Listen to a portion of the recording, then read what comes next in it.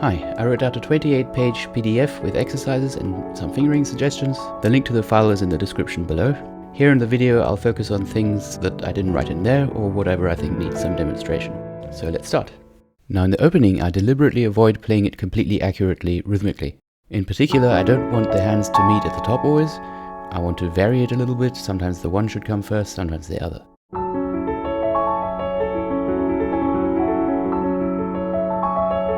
I'm exaggerating here. When playing I'll try to be a lot more subtle. The idea is I wanted to resemble the waves or the ripples on the ocean, and they're never exactly the same anyway. It has the added benefit that this dissonance here, that's maybe a little harsh, you can soften it that way a little bit. By the way, you can also play this with shared hands.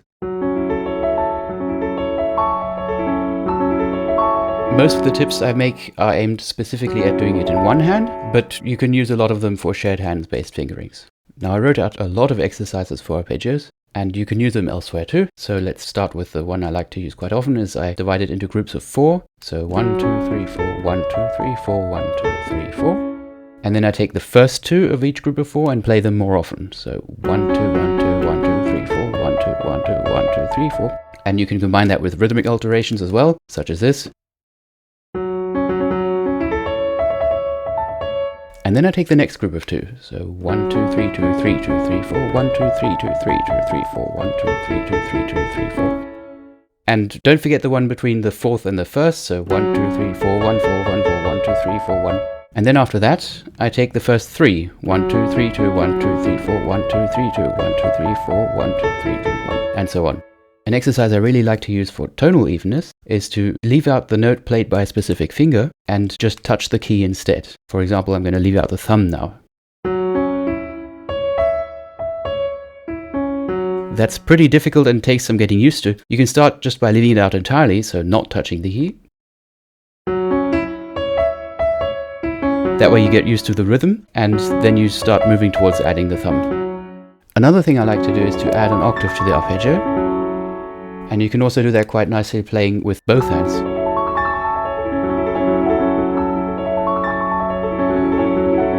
So one thing that's good to do here is to separate the voices. You can play first just the main voices.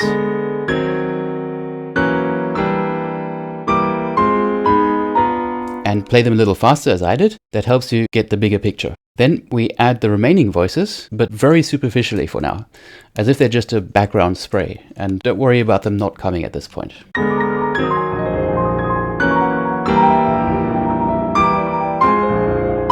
Later, of course, aim for them to be clear too. Another thing I suggest here is half visualization. It's when you play with one hand whilst imagining yourself playing the other hand, slowly and with as much detail as possible. The many position changes make this a good place to practice small sections backwards and forwards. So for example, when we come up here, one of those fast position changes, I like to practice it like this. Another one, for example, would be this one. And then I go back and forth. And so on. I wrote out quite a few different ones in the exercises so that you've got something to work with. Now comes the first set of big waves. With this tremolo, I used to use 1, 3 and 5. Now I use 1, 2 and 5, and then I change to 4 before the top. So it starts off like this, and then at some point I go like that. A good way to practice this I found was to slow down with the arpeggio in the left hand, but not in the right hand. And then a kind of counterpart would be to not slow down with the left hand, but the right hand doesn't slow down, it just stops earlier. And then you lift your hand off the keys, but let me just show you. For the downward run, I use this kind of shared hand fingering.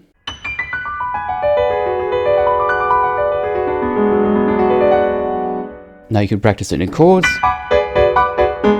or you can practice just one hand in chords.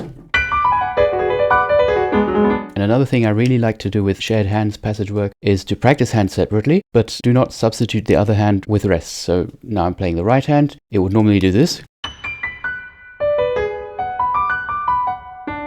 And I'm trying to lose the rest. And so on. And then of course with the left hand, it really makes it very easy then to play with both hands. Here's a series of steps to master such a complex passage accurately. Now one could debate over whether it's even desirable to be precise like that, but it's certainly a useful skill to have anyway in case you encounter something like that somewhere else. So first of all, I'm just going to play the strong beats. So 1 and 2 and 1 and 2 and. That's the first step. You can do it with or without counting. Counting is of course very good, but it makes it harder, so perhaps try first without and get that really solid before moving on. In the next step I'm going to add the triplets. 1, 2, 3, 1, 2, 3, 1, 2, 3, 1, 2, 3. Now I counted the triplets there, but you can also count the quarter notes. And 2 and 1 and 2 and. And with each step we add a little more. But like I said, you don't necessarily have to be precise here. Now this moment,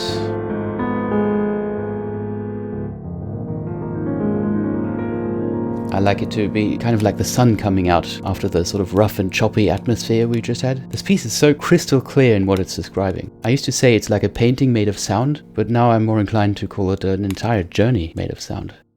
The second set of big waves is different because we have this changing tremolo just before the peak, and there I have another series of steps which are basically various kinds of rhythmic approximation. And it's based on the choice I make at which point I do that changeover. So let me show you just the simplest one. I'm just going to play 30-second notes in both hands, which results in the changeover being when the left hand plays D, and then they play exactly together.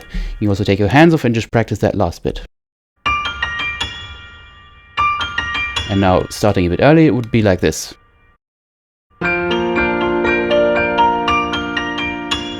You can also lift your hands between each position change. So left hand, here lift, and then right hand. Next, I'm going to still change on the same place and play 30-second notes, but before that I'll be playing triplets in the right hand, so we're going to have 2 against 3. And now change to what we had before.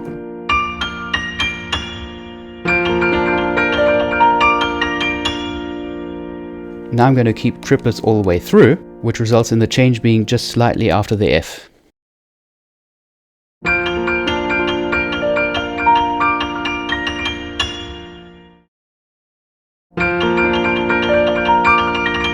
Next I want to change on the F, and to do that I'm going to do 3 against 4, so that will be 4 in the right hand, 3 in the left hand. So left hand will be doing 1, 2, 3, 1, 2, 3, 1, 2, 3.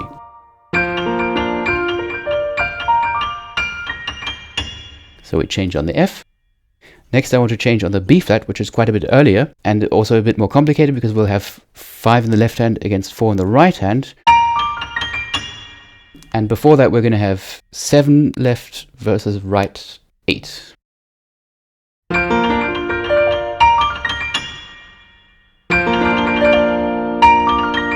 What I did here is I lifted both hands and focus on that point. And that's really what helps here. Now, none of these are exactly the way you probably will wind up playing it or even want to play it, but that doesn't matter. Just by having these different variations in your hands, it makes it a lot easier to choose when and how to play it the way you want to play it. Now, the biggest problem here is just plain consistency.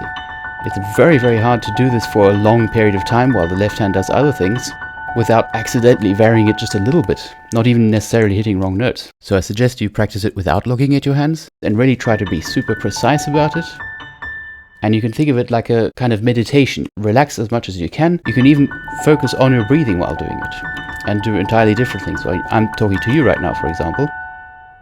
Another thing that I really like to use here is I sort of wave the left hand around, even across the right hand, whilst trying to play this accurately and not in any consistent pattern. And just doing something else forces you to be able to do this in the background. You can even move your whole body back and forth a little bit whilst doing that. I even at one point stood up from the piano and tried to play that way. It gets increasingly difficult then. And you can do all of this while adding an octave. Here's also a transposition exercise I'd like to do.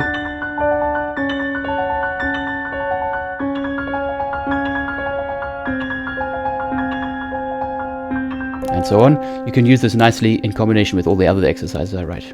Now, another issue here, of course, is dynamic consistency. And you can just start by practicing only touching the keys. And then you perhaps slowly let them come.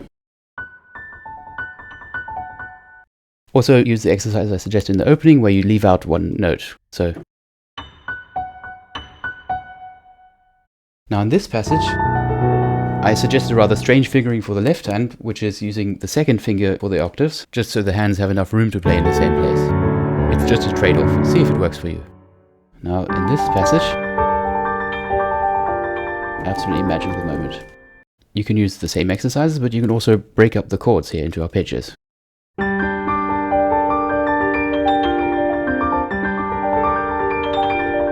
Now you might want to bring out the left-hand melody notes a little more, so what you can do is play them just a bit earlier and louder. So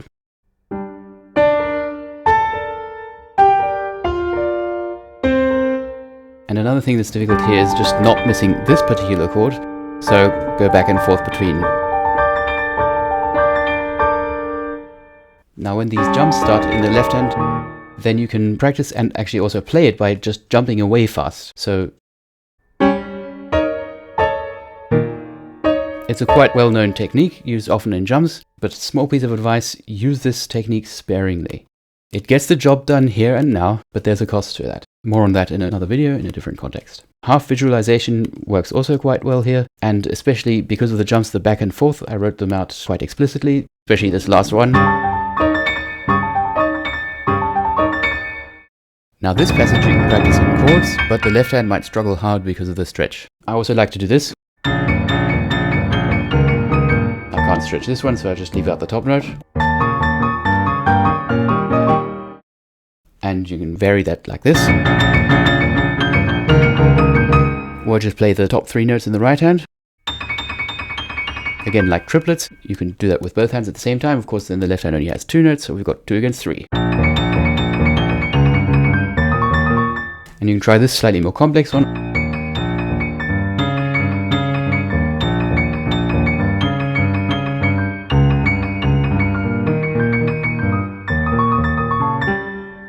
Now we have the last set of big waves. They're not that big anymore. Here with the tremolo, I actually use 1, 2, and then 5 on the top. Seems very awkward, and I have to twist my wrist like this. But for some reason, it feels quite comfortable to play then in the end. Here too, though, I switch to 4th in the end. Don't take that as a recommendation. I'm just telling you what I'm doing here. Here we have another special problem. It's worse on the second run, when the left hand comes up, and they sort of collide into each other. And so one thing I did here which really helps is I stop a little earlier on the right hand. So I'm going to think of the right hand in triplets now, and I'm going to stop on the G.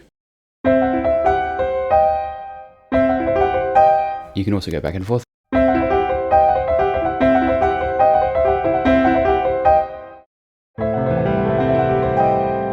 Now I'll stop a little earlier. Okay then, if you have any questions, let me know, and see you in the next video. Take care.